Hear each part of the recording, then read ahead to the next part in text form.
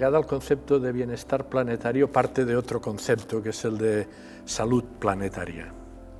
Yo he sido durante muchísimos años, entre otras cosas, profesor de salud y epidemiología medioambiental, y en el año 2015 leí un artículo publicado en la revista Lancet con un título que me llamó la atención: Proteger la salud en la era del antropoceno.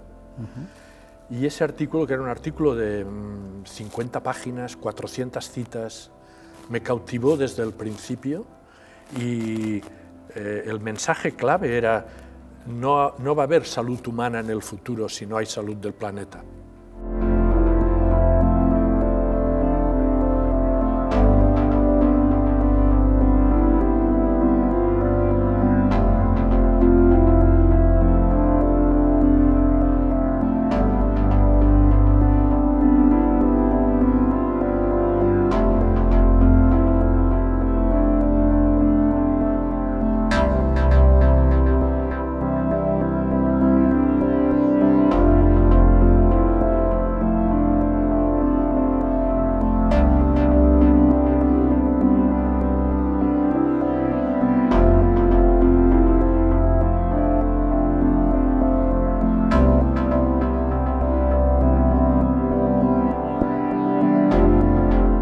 Vale, voy a entrar en este tema más. Me he dado cuenta que sin conocer los términos de economía y tal, no voy a entender bien, ¿no? Derecho de empresas, y he empezado a estudiar los dos lados.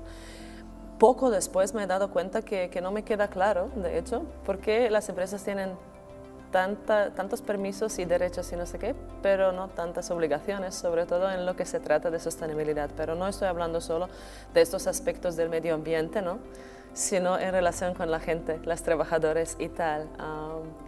Y la diferencia que hay entre derecho en acción, como se llama en derecho, ¿no?, lo que se puede ver en realidad, y lo que hay sobre el papel, ¿no? Ahí me he dado cuenta que la verdad es que los recursos naturales tampoco entran muchísimo en una empresa al momento cuando estamos montando estrategias.